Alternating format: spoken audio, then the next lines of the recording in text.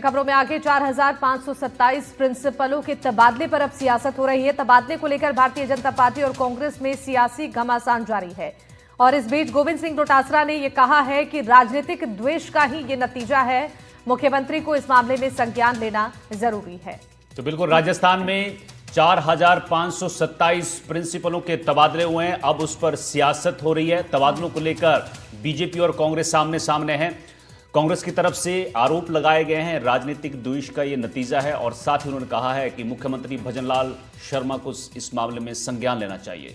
तो देखिए, विपक्ष की ओर से लगातार इसको लेकर सियासी रूप देने की कोशिश हो रही है। दरअसल सोमवार की रात प्रधानाध्यापक के ट्रांसफर की लिस्ट जारी हुई थी और स्थानांतरित प्रिंसिपल को तत्काल प्रभाव से रिलीव करने और नए स्कूल में ज्वाइन करने के निर्देश दिए गए हैं।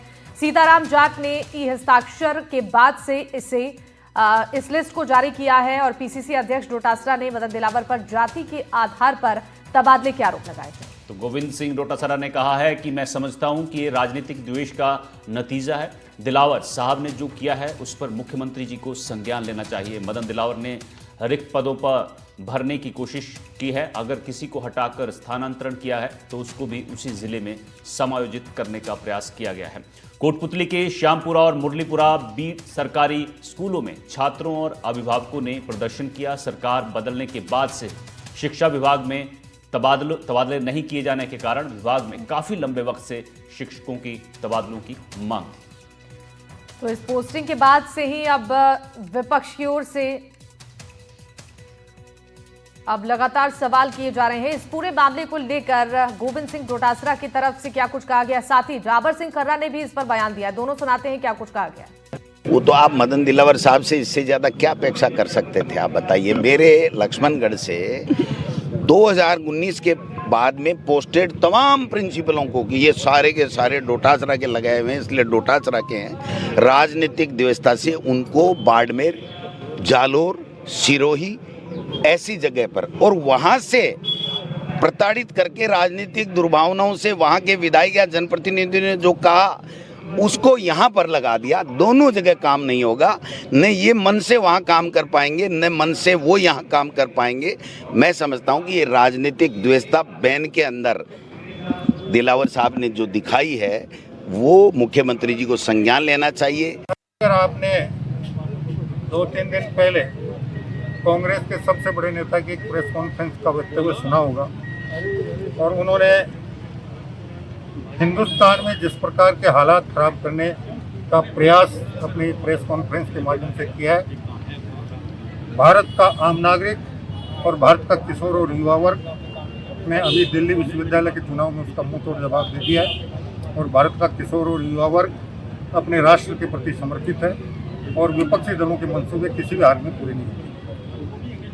देखिए, विपक्ष का काम करना, सवाल खड़े करना और सरकार का काम है जनहित में और राज्य हित में काम करना। सुशांत हमारे सहयोगी हमारे साथ जयपुर से इस खबर पर अपडेट के साथ जुड़े हैं। सुशांत, डोटासरा सीधा आरोप लगा रहे हैं कि डोटासरा के लगाए हुए प्रिंसिपल्स को इधर उधर किया जा रहा है, ऐसा आरोप लगा रहा है। सियासत जमकर हो रही है, लेकिन उधर सत्ता पक्ष कह रहा है कि विपक्ष का काम यही है।